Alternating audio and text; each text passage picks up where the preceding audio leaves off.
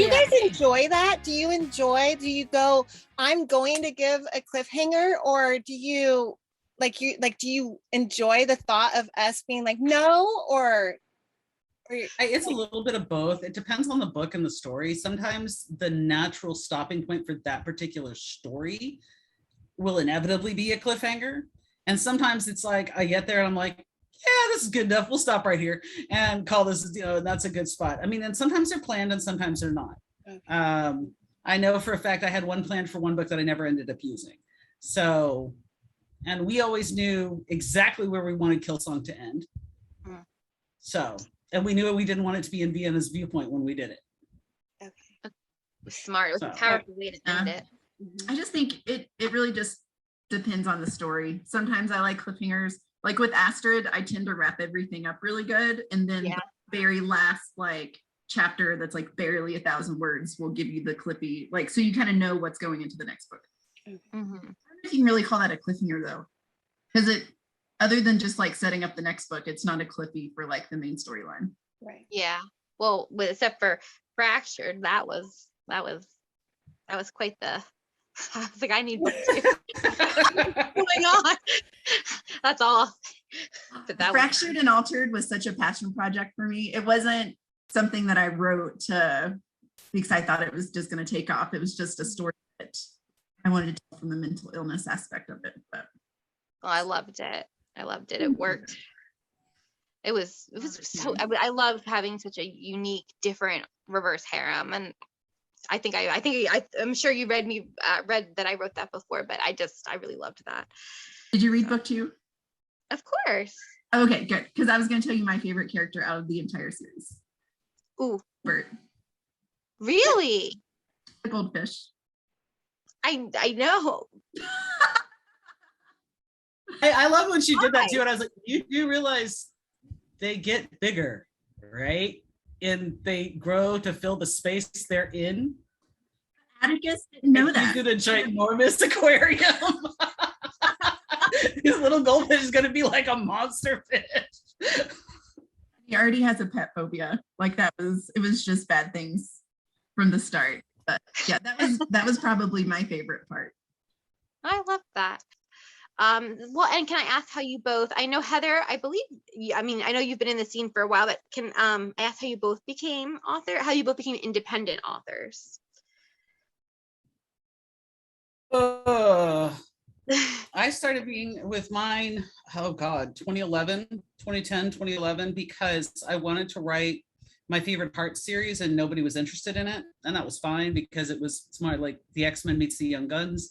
And originally it was supposed to be a novella. Then it became an 8-book series with 1 million words in it. Don't ask, this is just apparently the thing that I do. But I started putting those out myself. And then that's a lot. I still have stuff out with publishers, but anymore, I don't like working with them, mostly because I rather have the creative control myself. Mm-hmm. And what they consider a profit margin and what I consider a profit margin are two totally different things. But they have to pay a ton of people and I only have to pay me. And then out of what I make, I pay, I get my covers done and pay for editing and everything else. So, and, marketing, but I still see a much better profit just doing it myself. And I don't have to deal with editors slamming, you can't write the story that way. Nobody will like the character doing that. Really? Yeah. You like it? Shocking, I say, shocking. So, and there's a lot more options. I actually think I submitted my very first book to Harlequin in 2002. So and that was back when you had to print it out, put it in a big ass envelope with a sassy inside it, either the full size so they could send you the manuscript back or just a letter size so they could send you a acceptance or rejection letter. And I worked with an editor there for 2 years on this, rewriting this manuscript over and over and over again to the point that it was nothing like what it had started out as. And then they still didn't like it. And I was like, and I'm done.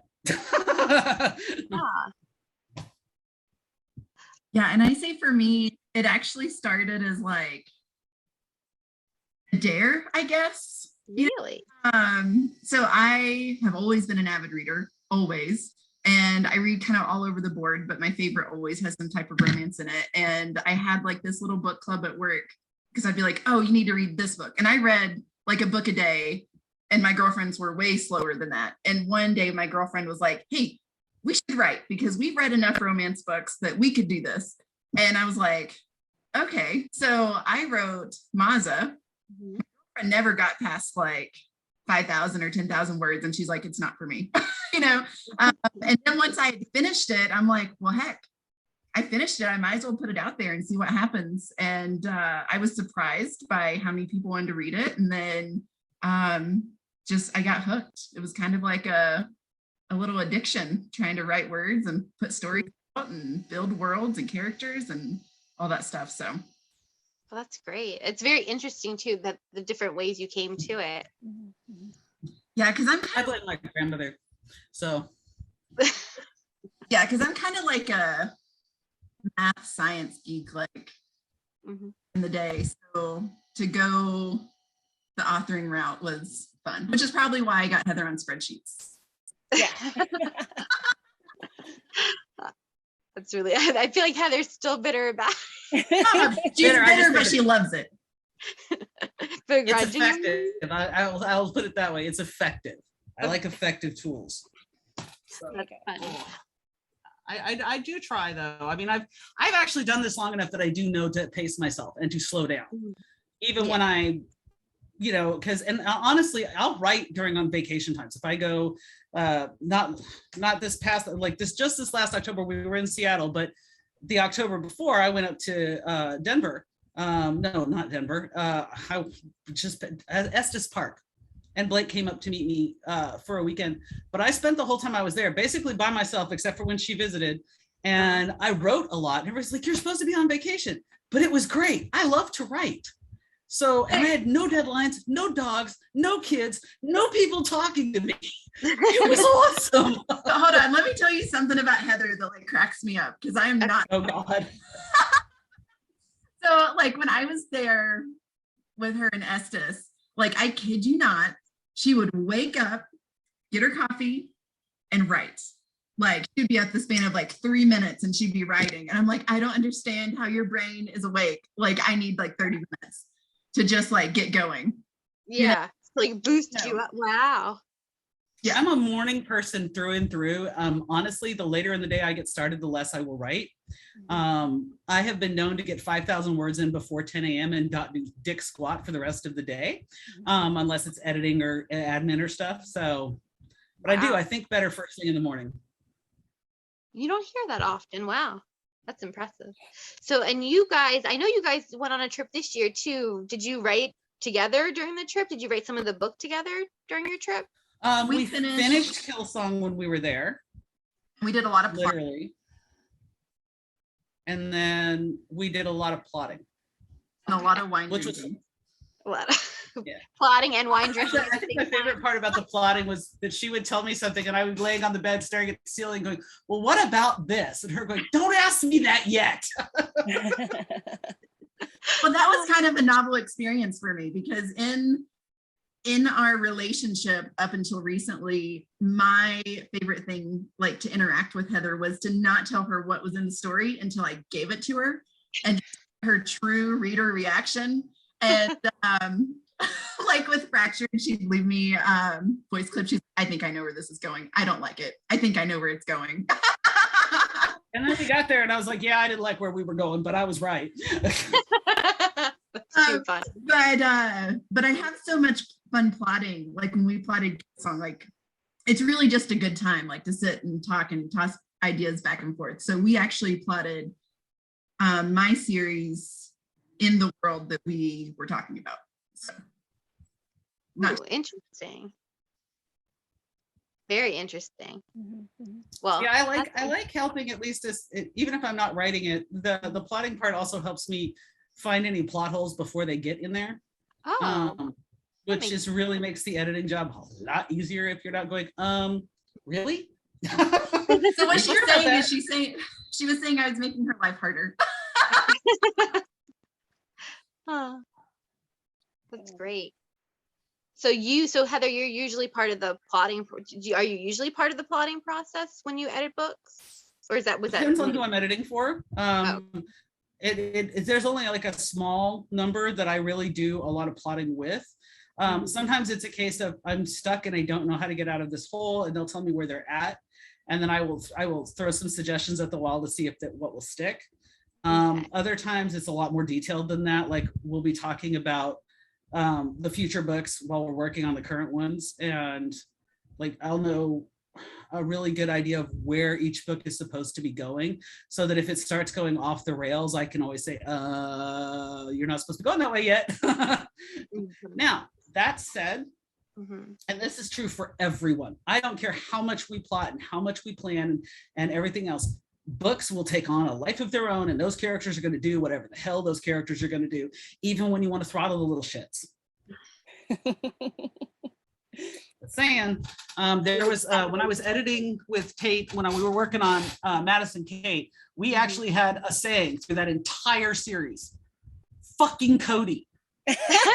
No matter what we had planned or what was going to happen, fucking Cody would screw something up. So that's where that came from, because that took on life in the readers groups too. Yeah, isn't that on a shirt? So every time anybody would ask us something, it was literally fucking Cody, man. That explains a lot. I think that's on merchandise, isn't it? Yep. That I love that that's where it was born from. Wow. It was just a case of they would do, and I think I've sent Blake messages with little shits all wit rogue on me. Well, maybe when you have some more books out in the Vandal series, you can talk about how they went rogue. Lord have mercy, did they go rogue? Yeah. Shit. They seem All like of the them. types. They seem like the types to go rogue. Yeah, we had plans. They didn't listen. That makes sense. I bet my favorite, Freddie, didn't listen. He's my favorite. I love Freddie. Sorry, I'm like shaking my head. I know. Sarah Sarah has not read book 3 of Vandals yet. She's about to read it, so I have to be quiet. Freddie and Rome. Rome's my Rome and Vaughn are my. No, it's probably Rome, Freddie, and then Liam are my top right now. The number of people who love like writing, they constantly change. Freddie, Liam, Jasper, Rome. You know who doesn't get a lot of love? Kellen. I knew you Kel. He doesn't get a lot of love. And then everybody keeps saying, you need to add another book to the Vandals. And so I flat out said, I will add another book to the Vandals when I kill one of them. And they were like, you don't need to add another book to the Vandals. Be very clear. It's already going to be a 9-book series. I know. Yes.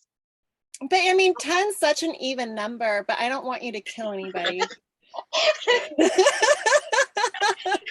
But 9 is a prime number. No, I do not. actually It's like 9. divided. I like 3s. So 9's like my favorite because it's 3 3s. Yeah, that's why. And then Frankie's going to be 12 now. So that's 4 3s. Yeah. It was supposed to be 3, then it was 10, and then it became 12. See?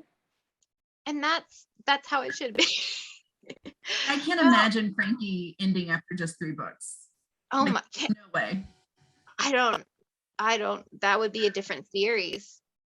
I feel like I just can't either. Wow. You're really supposed to. Other space. Man, you should see me. I finished that first book and we barely went 10 fucking days, man. Yeah. This was supposed to be the entire senior year, and it was 10 days, 12 days. I think it was like 2 weeks tops. That's what's so special about it, though. It's that you can live in the moments with them, like they're the day to day. It's impressive, and it's very interesting now that we're in college that you're going through a whole year. I love seeing the differences, but You should see me. I'm like, no more day to day. Keep going. Move along. Keep going. You have to probably. We don't need to see it all. Keep going. Move along. You have to keep snapping yourself out of it. Yeah. We're walking. It's been this month. Thank you. On that fun note. Yeah. Thank you. Well, yeah. That's a good note. It's an excellent note. All right. See you later. Thanks for having us. Thank you.